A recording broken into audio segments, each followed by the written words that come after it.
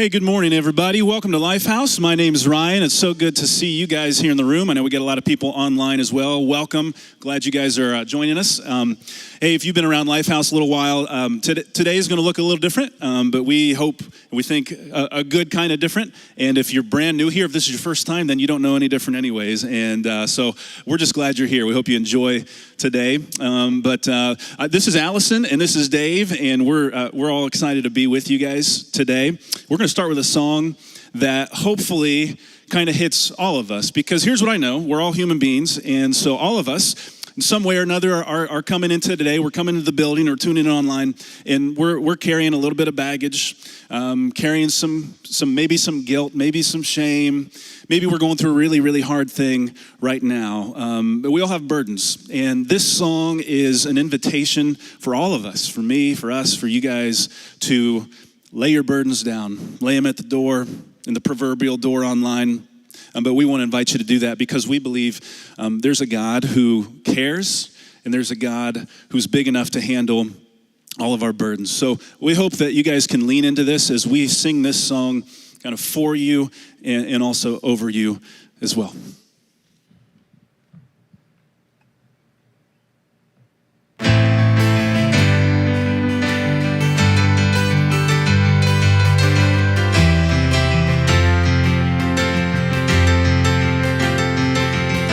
Sometimes on this journey, I get lost in my mistakes. What looks to me like weakness is a canvas for your strength. And my story isn't over, my story's just begun. And failure won't define me, 'cause that's what my Father does. Your failure won't define me, 'cause that's what my Father does. Ooh. Lay your burdens down, ooh, here in the Father's house. Check your shame at the door, 'cause it ain't welcome anymore. Ooh, you're in the Father's house, yeah.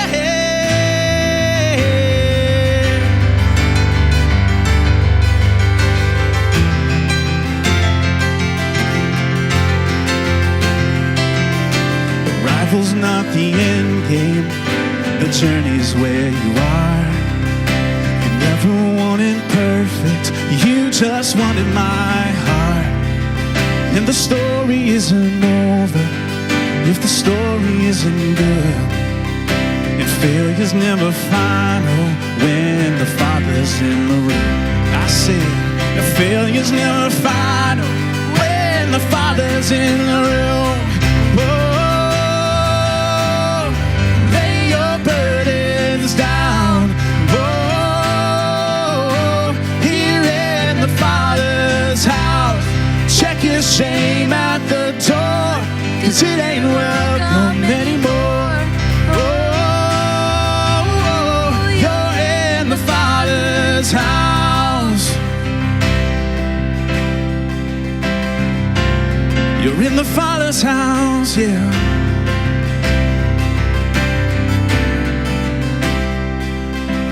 Prodigals come home, the helpless find hope.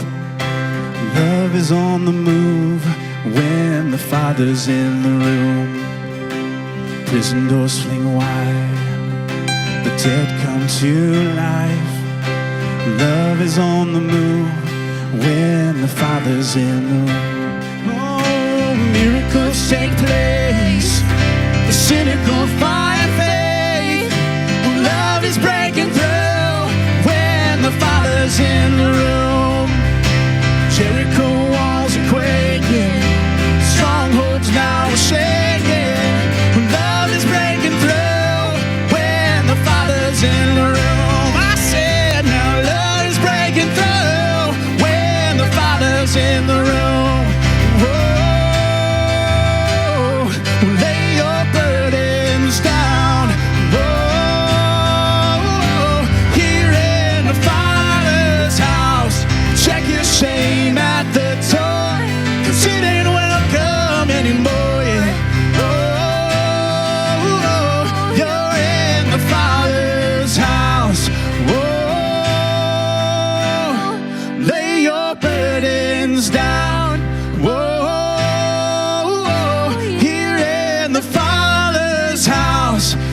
ashamed at the door, 'cause it ain't welcome anymore, yeah.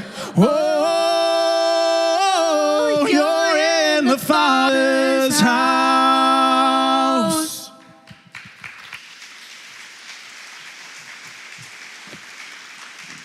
Thank you guys so much. Again, if you missed the beginning, my name is Ryan. I was so glad that you're here at Lifehouse today.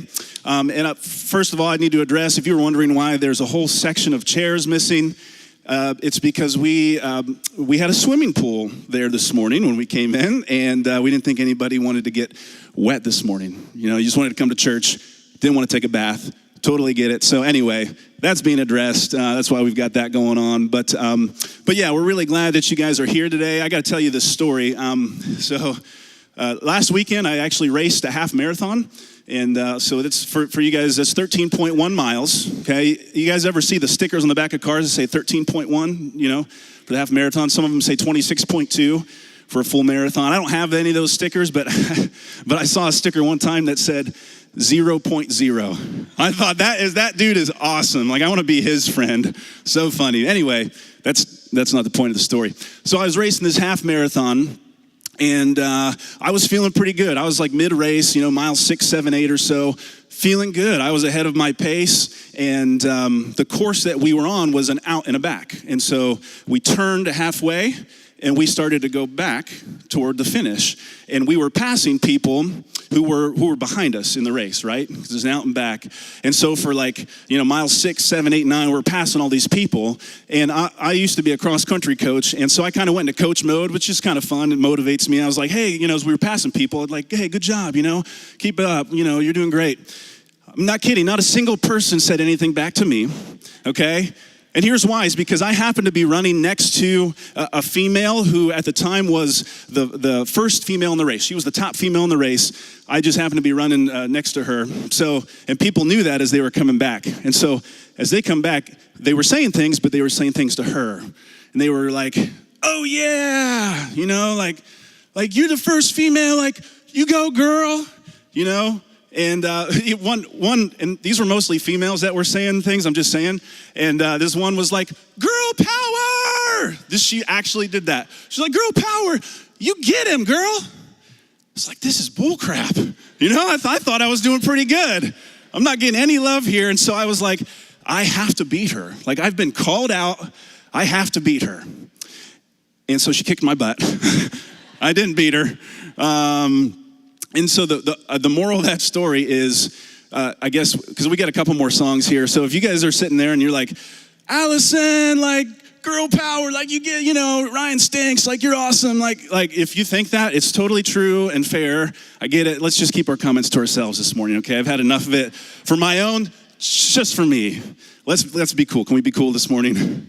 All right, so Allison's good. But yeah, so I didn't feel real welcome in that race. If you're new here, we hope you do feel welcome. You know, we hope you felt welcome from the parking lot all the way into the lobby, checking your kids in this room. We want you to feel like this is a place that you can be, that you can belong.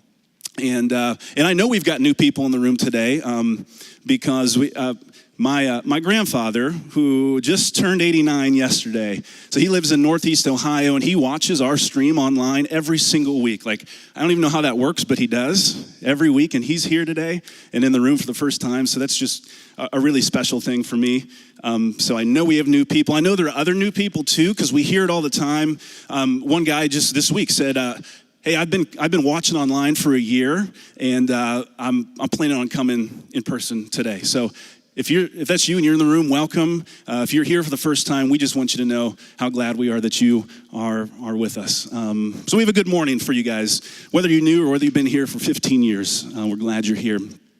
This next song we want to sing with you guys is a song all about our identity. And I think if you guys can relate to this, we hear about our identity a lot, who we should be, what we should be doing with our lives. We hear it from the media, we hear it from other people, maybe expectations outside of ourselves, and that can be a really tough thing.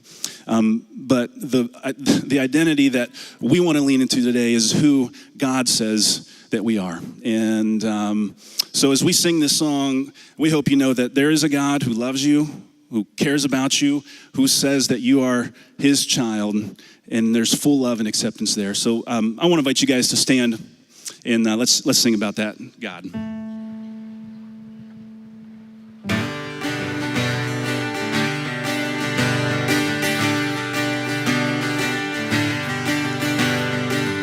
Who am I that the highest king would welcome me? I was lost, but he brought me in. Oh, his love for me. Oh, his love for me. Who the sun sets free, oh, is free indeed. I'm a child.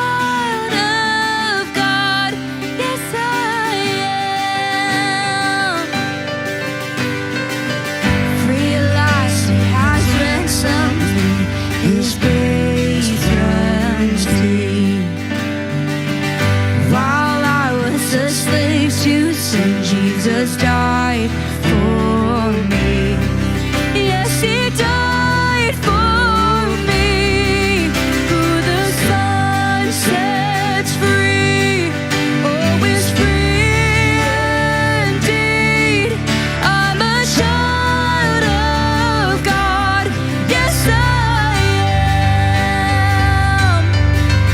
In my Father's house, there's a place.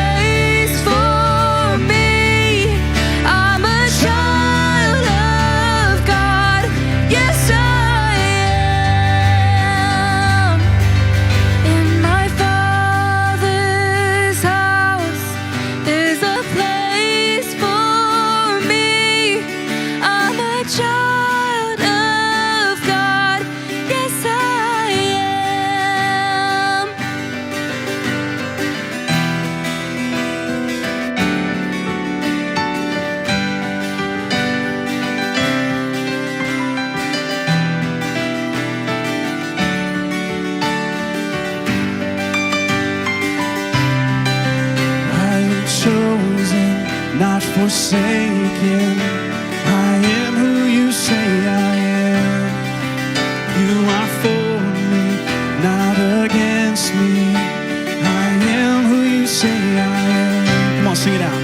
I am chosen, not forsaken. I am who you say I am. You are for me, not against me. I am who you say I am.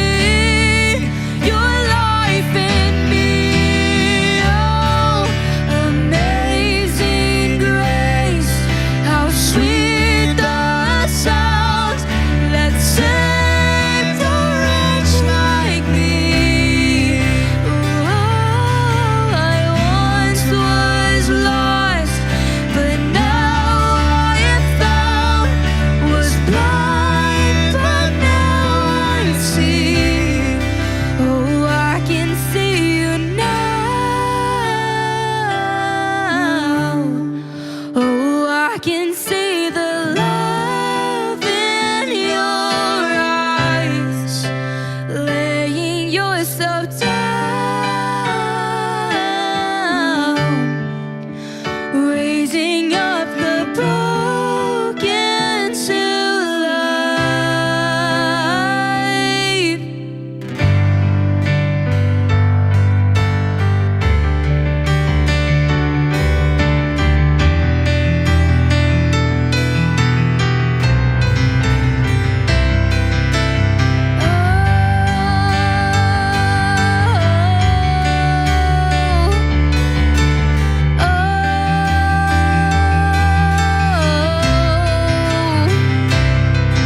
Amazing grace, how sweet the sound that saved a wretch like me.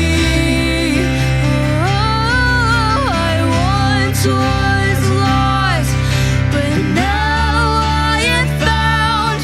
Was blind, but now I see. Oh, I can see you now. Oh, I can see the love in your eyes, laying yourself down, raising up the broken to life. Oh, I can see you now.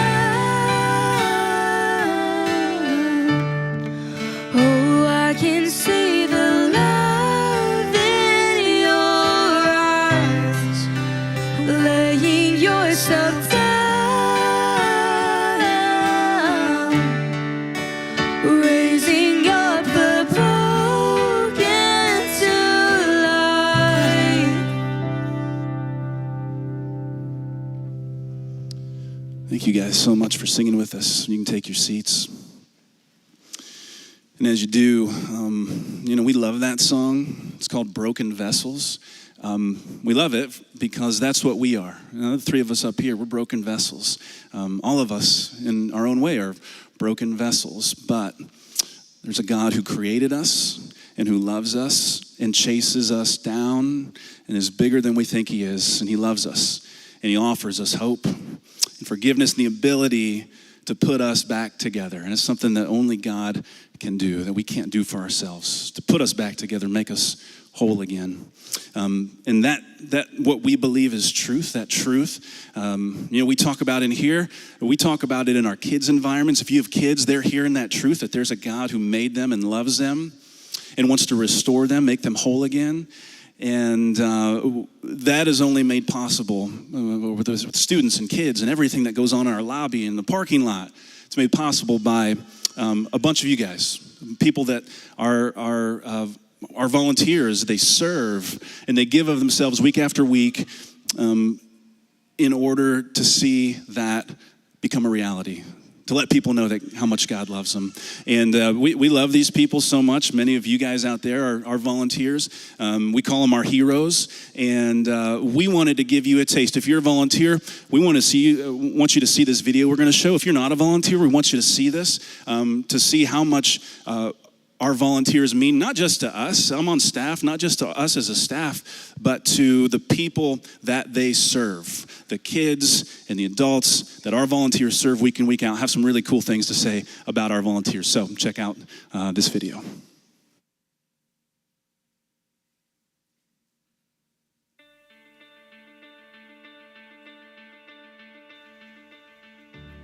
Hey everybody, Zach here from the band, looking to give a shout out to who we think are the true heroes of a Sunday. We're not talking about the drummers. We're talking about the people that are running lights, people that are running sound, people that are on the cameras, people that are on the web spreading that love of Jesus Christ in ways that we just simply cannot by ourselves up on stage do. They make us look good, they make us sound good, and we love you guys for it. My hero is Dale Schulte because every Sunday morning he welcomes our little Sawyer to his lap and just cuddles him like he's one of his own. Guest services are my heroes because they start me off every Sunday with my coffee and they welcome me each Sunday. The welcome team are our heroes. Whether it's the wagons picking up our kids out of the car or the smiling faces and the greetings at the door, we always feel welcome at Lifehouse, even if you're running a little late. Thank you for what you do each Sunday. My hero in Wombaland is Josie Coleman. When we first started attending this church, we dropped our daughter Willow off, and Josie just cuddled her up, got her to nap, and those were two things we could never do at home. So Josie, you are my hero. My hero in Wombaland is Chris Ferris. Willow eventually grew up and she moved into the cheetah room. And Chris just loves on Willow when she's here. She now gets to participate in activities. It's great. We are so thankful for our oldest son, Beckett's role model and group leader, Cooper.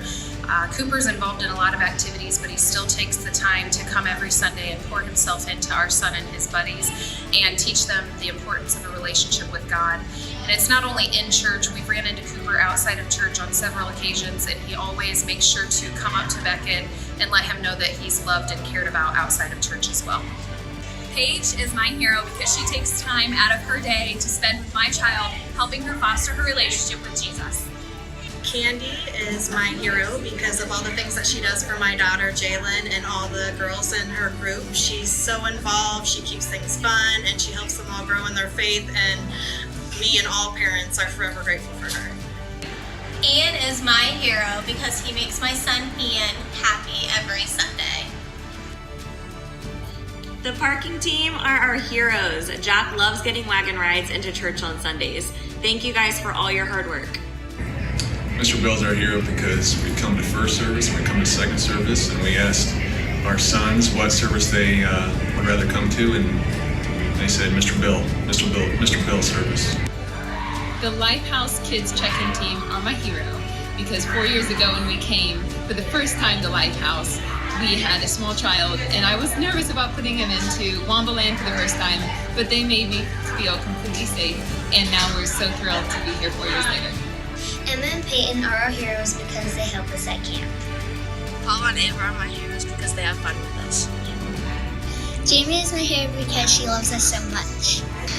Anthony is my hero because he helps us learn more about the Bible. My hero is Travis Plumley as he sends daily devotionals to the men in our couples group. My hero is David Bradford because when my husband and I joined the married couples group, he made him comfortable and enjoy the groups every week. My hero is Jamie Bradford because I love that she has such a heart for service. The Lighthouse Band and production team are my heroes because the band does such a great job of leading us in worship each week, and the production team makes it possible for me to watch services online when I can't be in the building.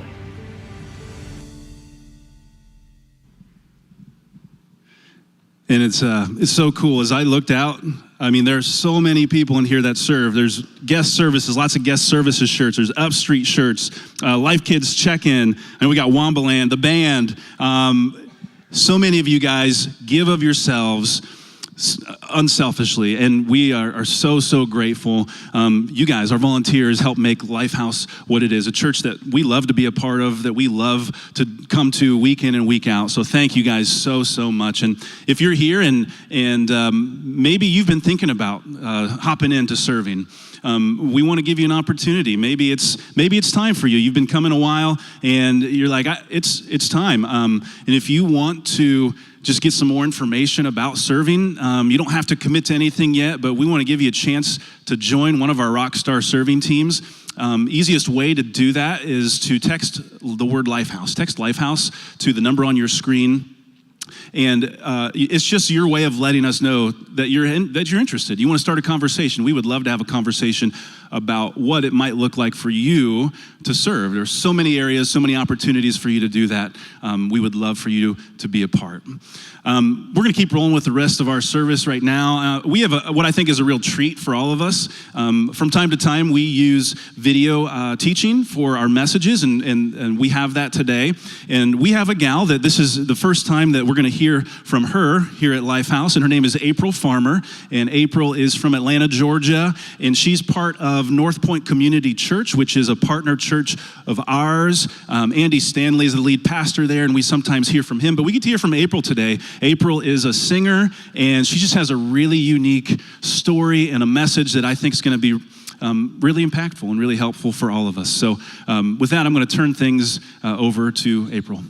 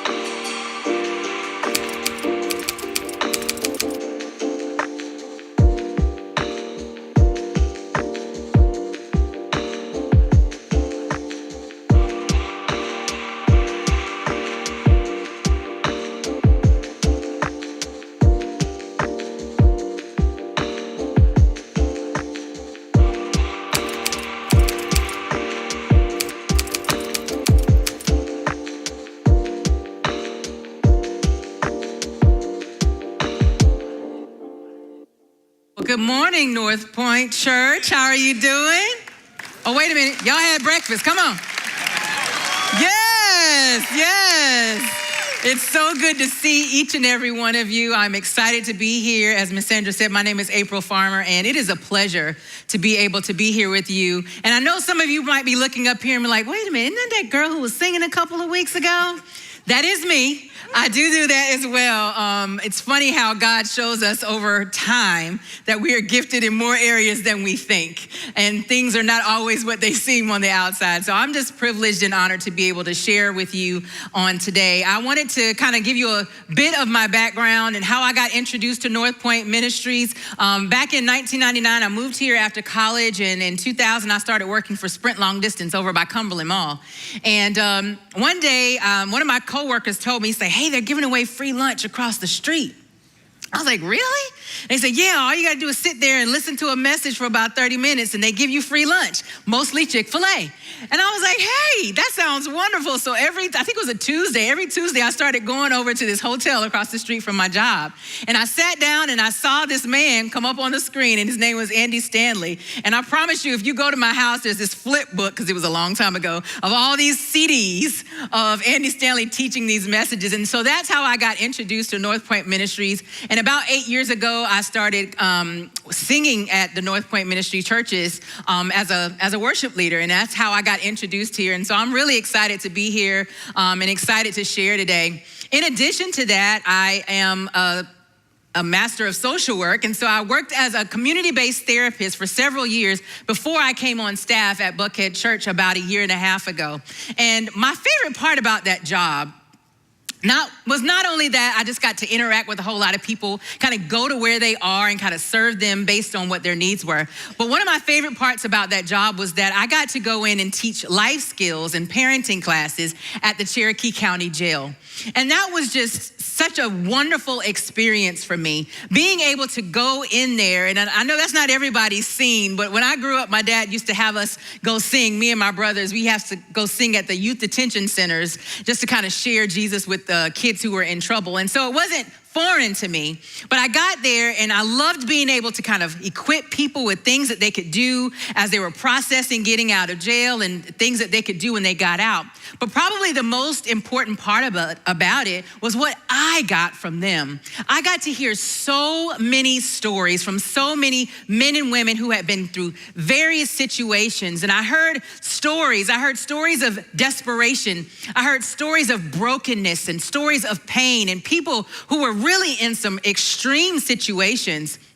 And so that was really powerful to me. And you find that these people a lot of them had come to their wits' end in life. They had gotten themselves into situations where they felt like they had run out of options, and we wanted to kind of introduce to them, or they felt like that they were at their last resort. And that's what we're going to talk about today. And when you think about that concept of the last resort, it's simply asking the question, where do you go when you run out of options?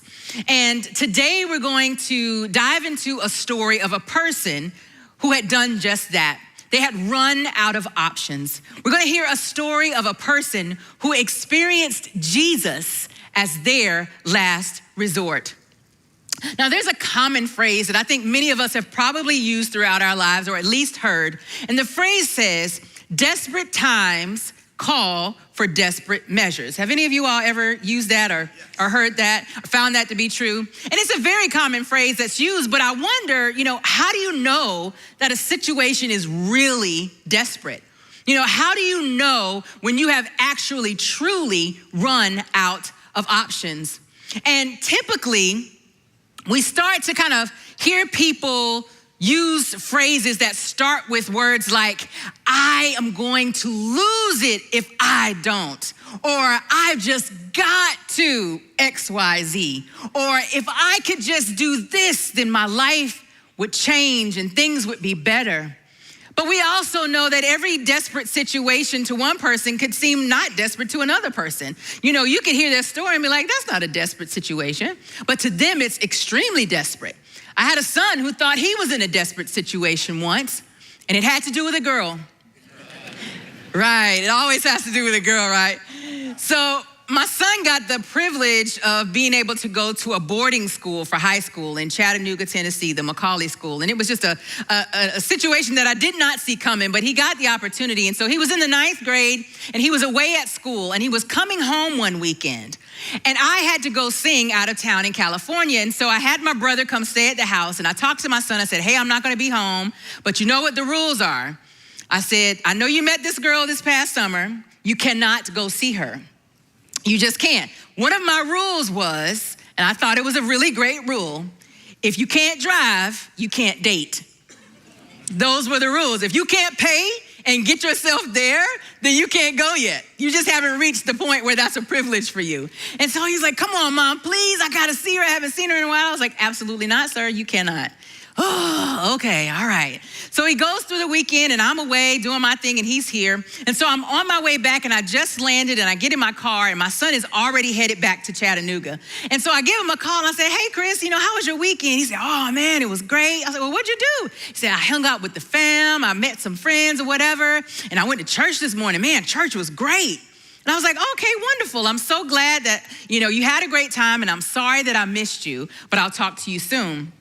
So we get off the phone, and I call my brother to let him know I'm on my way home. And I talk to my brother, and I say, hey, how were the boys this weekend? He said, oh, they were good. They didn't give me any trouble. I dropped Christopher off at the movies to see his girlfriend. And I was like, what? Hold up, wait. I'm sorry, say that again. And he was like, huh? And I was like, you did what? He said, well, he's 15, that's his girlfriend. I figured you wouldn't mind. I was like, boy, you knew I would mind. Why would you do something like that? And then, so now my son's desperate situation caused a desperate situation for me. So I told my brother, I said, well, look, you're gonna have to hang out the house for a little while longer because I'm about to make a trip to Chattanooga, Tennessee. And I get in my car from the airport, and I go straight up 75 all the way up to the Macaulay School. And I told him, I said, and don't you call your nephew and tell him I'm coming. I need the element of surprise to be on me.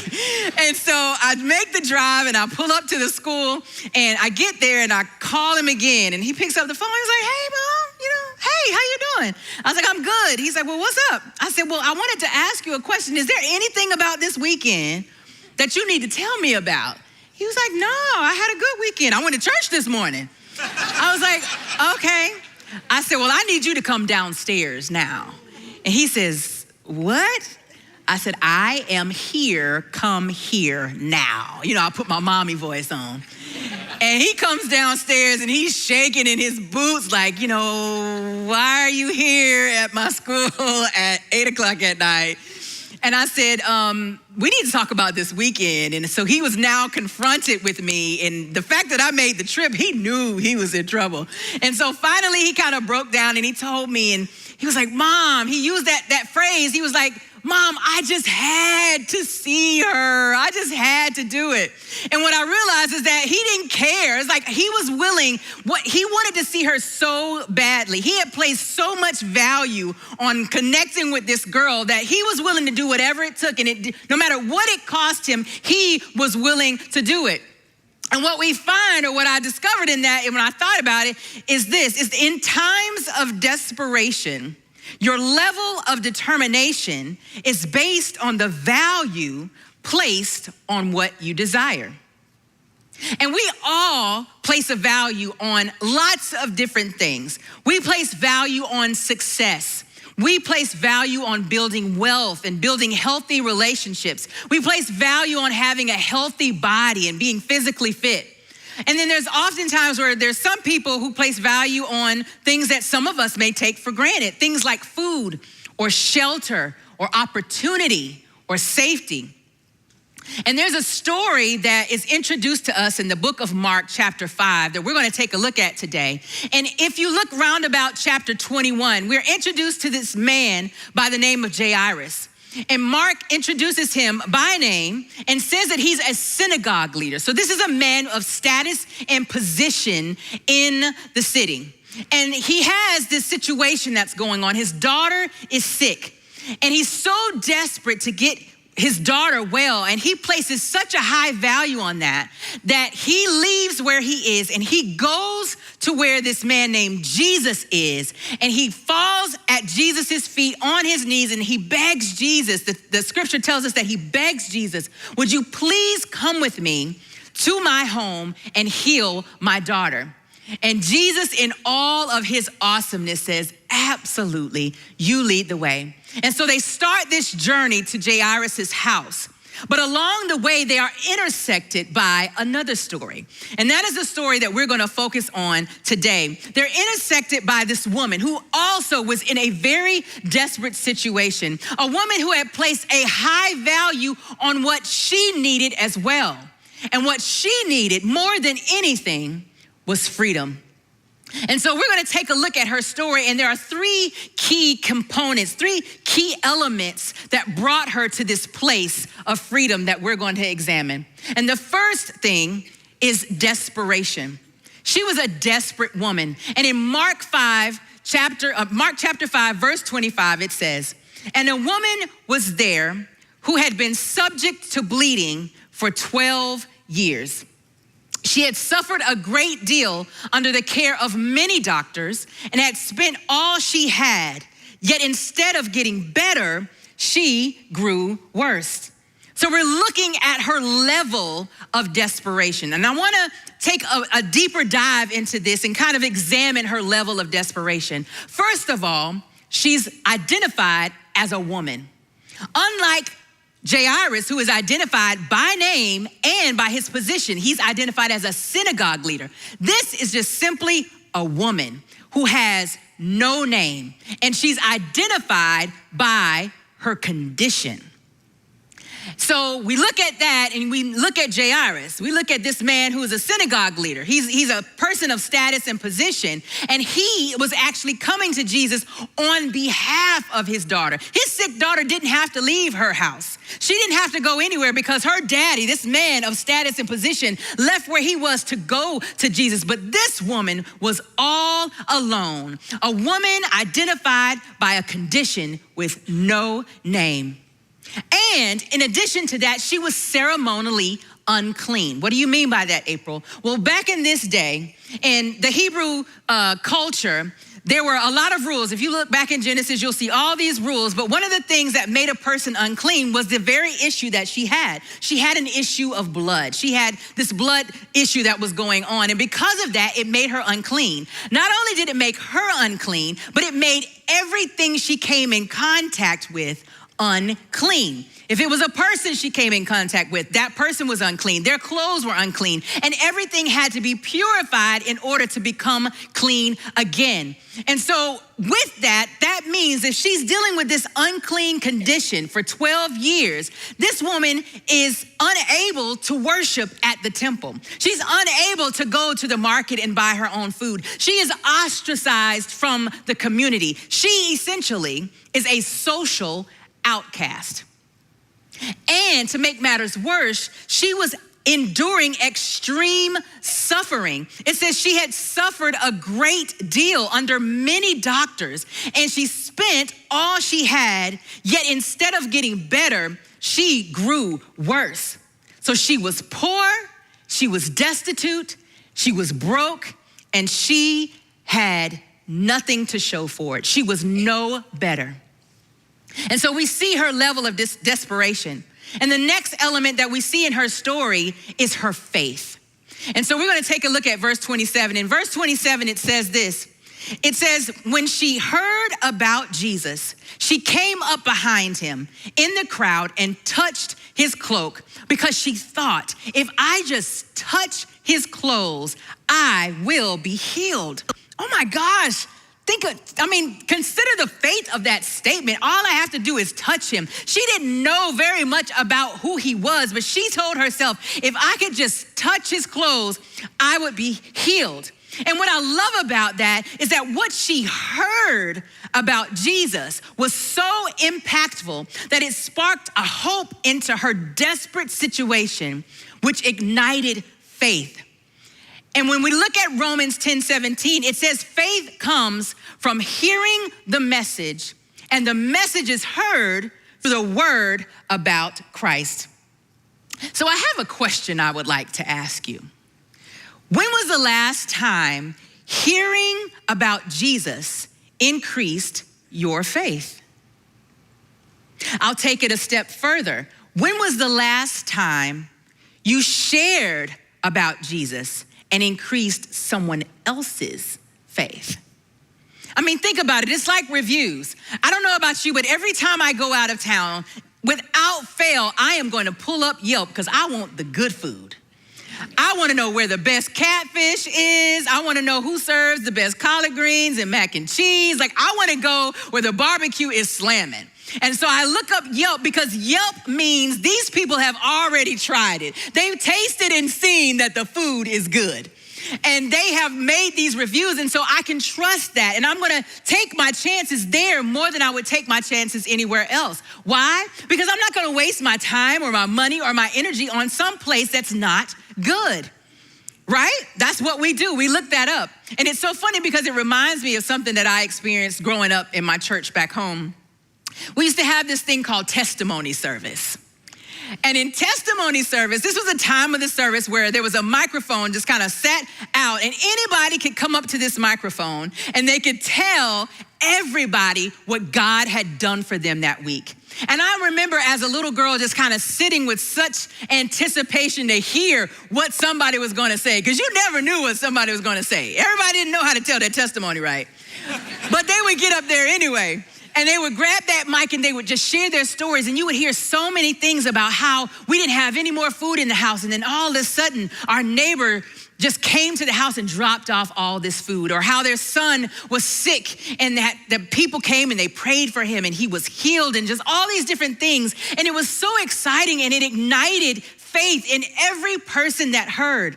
And it was these types of story that gave me faith when I needed it the most, when I became this woman. You see, I grew up in the faith. I grew up learning and knowing about Jesus and going to church and hearing all the Bible stories. And I believed at a very young age, and I knew that God was real, and I accepted Jesus into my life. But walking that thing out wasn't always easy. And so by the time I was 20 years old, I had become a mother of two. I had my oldest son when I was 17 years old, and then I had my youngest son when I was 19. And I was all by myself. Both dads just dipped immediately. I remember being in college, and I went up to my son's father and I told him that I was pregnant, and it was a hard thing to do. And he was like, yo, I'm sorry, but I don't want any kids. You're on your own. And he would literally walk past me on campus like he didn't even know me. like he didn't even know me. And I felt so ashamed walking around with this big belly, and I'm the one who's exposed and he's just playing football. You know what I mean? Nobody ever knew. And so I carried around a lot of shame, but by God's grace, I went to college, I finished college, I was at Georgia Southern University, and I promise you, my kids were like the mascots because they went everywhere I went. And we finished college because we did. They were both at my graduation, and then we moved up here to Atlanta. And all I really knew to do, I was trying to make it. And I used every bit of public assistance that was available to me. Right now, I've got student loans still out the wazoo because I used all the money they would give me just to live, just to make sure I could feed my kids, just to make sure that I could provide a life for them. But I came up here to Atlanta and we started living, and all I knew to do was to keep trusting God. That's all I had. I couldn't trust dads. I couldn't trust these, other people. All I knew was to trust God. And my parents would always tell me, baby, just trust God. And I did, and I kept pressing my way, and I took them to church, and I taught them everything I knew. We watched all the VeggieTales in the world, and we did our thing, but it was hard. And down through the years, I piled on so much shame and so much guilt for what I had done, for decisions I had made. I felt guilty every time my son asked me, Mom, where's my dad? Mom, why is he not here? Mom, what did I do? Why doesn't he love me? Mom, how come we can't play this sport? Well, baby, I don't have the money. I can't afford it. And it broke my heart. And not even just in society and just regular parenting things, but even at church. I'd go to church and you see this picture perfect frame of the mom and the dad and the kids, and everything looked so wonderful, but that wasn't me. My story was different. And then they'd have call for singles. They'd have these huge singles events. Well, I'm single, I think, but I got some kids, and can they come? It wasn't for them either. And so I found myself in this place where I felt so guilty and so ashamed. And every time they had a parent night, it's just me. I remember even when my son was trying to get into school, they kept asking me for both parents' financials. And I was like, all you're gonna get is mine. And I literally had to write a letter and say, look, you're not gonna get any information from that dad because he doesn't even pay child support. So I'm sorry. But God carried me through that, but I carried so much shame and so much guilt. But just like this woman, I was in a desperate situation. Just like this woman, though, I had this faith that I had heard down through the years, and this encouragement that I had heard in this scripture that I read my whole life that said, if you keep trying Jesus, he's gonna work out for you. He will make a way for you. But I was in this desperate situation. And just like this woman, I was reaching out to God. With every time I went to church was me reaching out to God. And we see in this story that this woman is reaching out to God. We see that she presses her way through the crowd. She makes her way. She didn't get the luxury of staying at home and somebody going on her behalf. She had to go out with her unclean self and just press her way to Jesus. And she finally got to him and she touched him.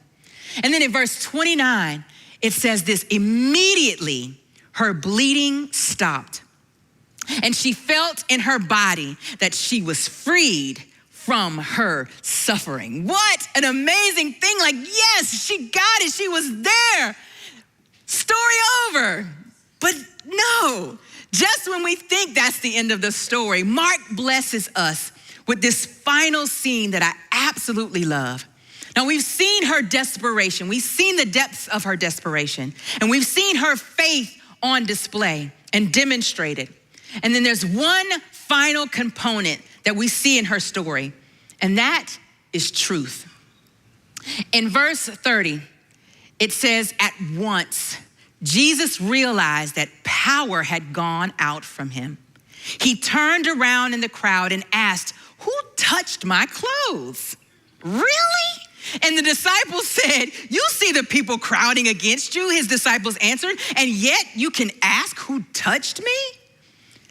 But Jesus kept looking around to see who had done it. And then the woman, knowing what had happened to her, came and fell at his feet, and trembling with fear, told him the whole truth. And you look at that, and I'm thinking, I'm like, that's a great story, but I have a question about one of the lines in here. It says, trembling with fear. Why is she trembling with fear? But then I thought about it. Think about the implications of what she had just done. She is ceremonially unclean, and she just touched a rabbi.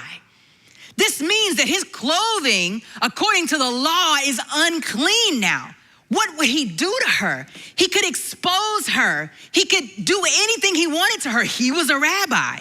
And not just that, what if she tells this truth? What are the people going to say? What if somebody realizes, wait a minute, I felt her pressing past me to get to him. And they're going, I'm unclean now. What could happen? The implications were huge.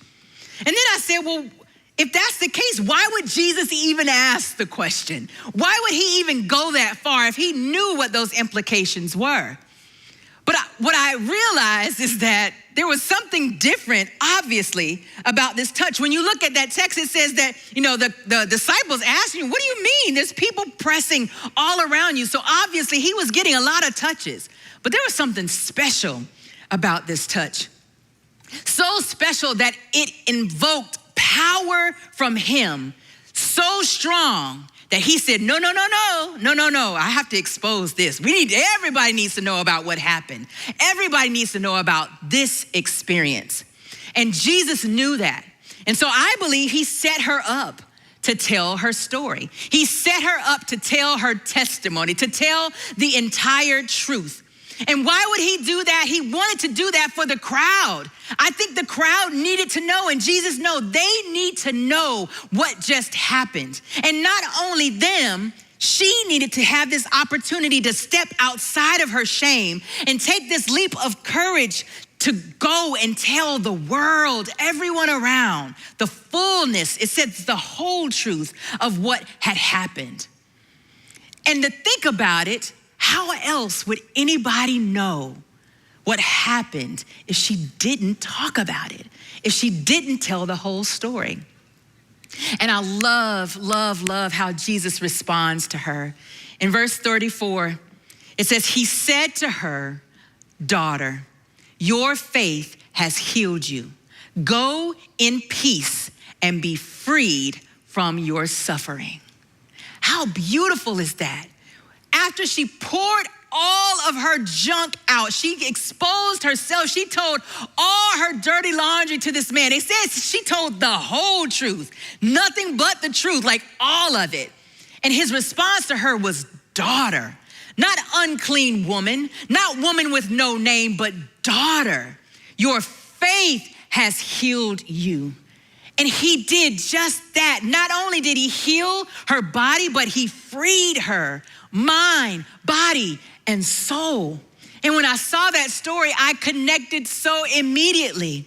Because just as I told you, I spent years just piling on shame. But I kept going to church and I kept doing the things that I knew to do. I was serving and I was in my small groups and I did all the things. And there was this one season of my life where I was the worship director at a church. And so back in 2010, I took this team to a worship conference in Texas. And it was being hosted by Israel Houghton. I don't know if y'all know who Israel Houghton is, but he's one of my favorites.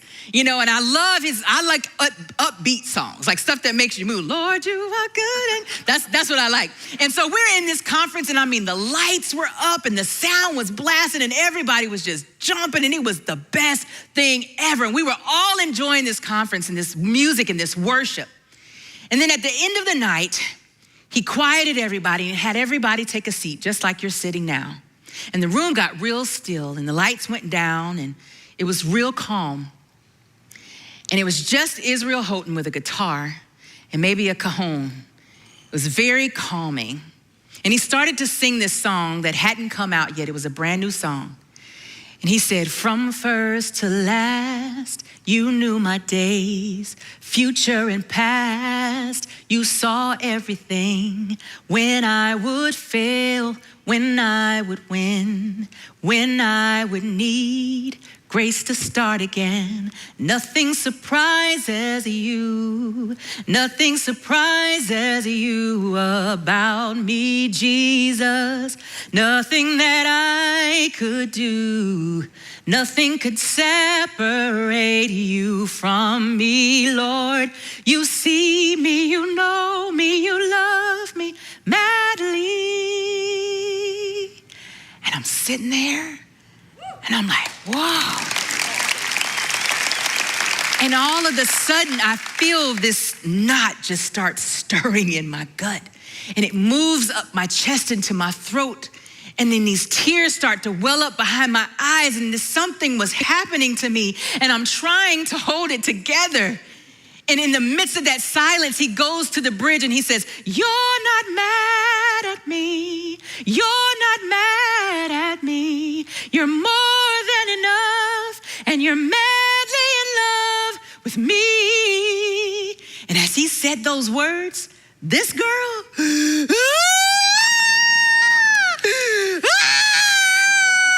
I wailed. Oh my gosh, I lost it. And in that moment, people started turning and looking at me like, what is wrong with this girl? But I had experienced a touch from Jesus in that moment. In that moment, I didn't care about anything else. Nobody knew what I had gone through. Nobody knew the shame that I had experienced year after year after year. The burden that I carried as a single mom, being looked at as a person that did it all wrong. They didn't know. But in that moment, just like this woman, I had reached the hem of his garment. And in that moment, I felt that power, that same power based on my faith. I felt that power hit me in that moment with those words. For the first time, I heard Jesus say to me, daughter, not single teenage mom, daughter, your faith has healed you. You're persistently going to church. You're persistently reading that word. You're persistently leading worship and singing, Lord, you are good and your mercy endures forever. You're consistently leading other people to a place that you kind of dove into at home all by yourself with your tears and your crying. You're consistently being a part of your small group, taking your kids to children's church. Your faith has healed you. Go in peace and be freed from your suffering. And I thought about that, be freed from your, what do you mean, be free? Be free, live in your freedom. So he didn't just heal her body, but healed everything. And he did the same thing for me. At that moment forward, my life changed. Did I get married the next year? No. None of that happened, but that's the thing. Marriage wasn't the ultimate goal. The goal was my freedom. Freedom from my shame and my guilt, and that is what he did. I stayed a single mom for 23 years before I ever got married. And that was okay. I knew I had God and I had purpose and I had a call on my life, and I will do this. I will keep going. And I will tell anybody you give me opportunity to about what God has done for me. And it's just the beginning. But just like he did it for her and he's done it for me, if I took the mic out in the audience and I passed it around, we'd hear story after story after story about people reaching the hem of his garment and feeling the transformative power of Jesus to free them from a past and free them from sin and shame. And so my prayer for you today is that this daughter of Jesus' story illuminates this hope in you, that as you face the challenges of life, that you would remember these words, that desperation, faith, and truth poured out to Jesus brings healing and freedom. And even though Jesus was her last resort, and my last resort even, he also instantly became her launching pad into the rest of her life, a life of freedom. And God wants nothing more than the same for you. God wants nothing more than for us to be free. He wants us to be free from our suffering, free from our pain, free from shame and fear and sin. That's what he desires for us.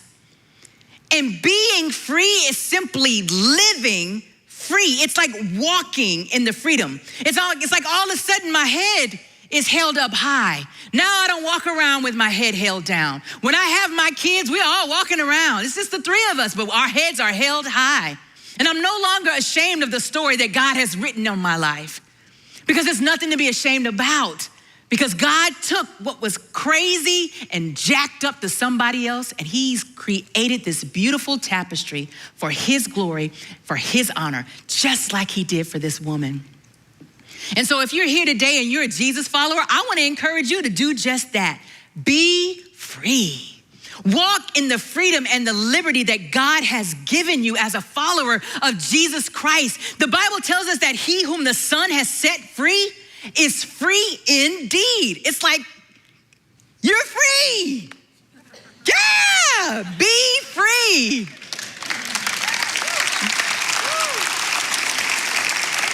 There's so much liberty in it. And there's so many things that you can discover about yourself when you really just start to step into and walk in the freedom that God has given you. And if you're here and you're exploring faith and you've heard all these stories about Jesus, and I know it's stirring in you and you've got questions, we want to help you answer those questions. But I want to invite you today to consider Jesus as your last resort. And also consider him as your launching pad into the rest of your life of freedom. And I want to challenge each and every one of you. You all have a story. I dare you, even this week, go tell somebody a piece of your story. Watch God ignite faith in somebody else as you share what God has done for you.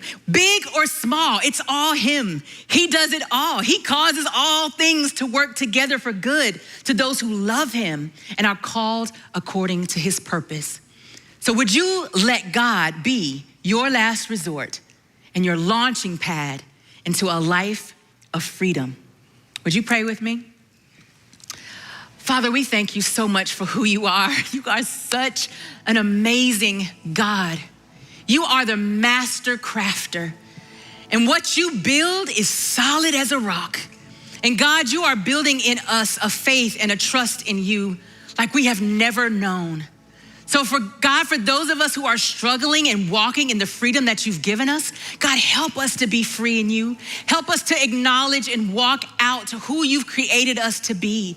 And Lord, not to hold on to any shame, to not go back to what was, but to boldly go where no man has gone before. And that is the journey that you've set out for us, to bring glory and honor to your name. And God, for those who have questions, God, I pray that you answer those questions. I pray that you would meet each and every person right where they are and draw us closer to you and help us, God, to walk out this freedom. Give us faith, give us strength and courage, oh God, to be the men and women that you have created us to be.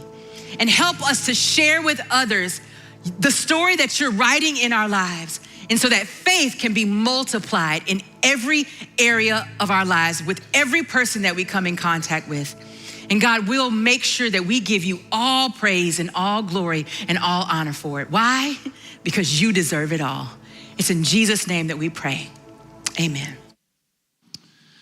So good. Anything I say now is just going to take away from the good stuff that we heard from April. Hope you guys enjoyed that. Thank you guys for being here so much. We love you. God loves you. And we'll see you next week.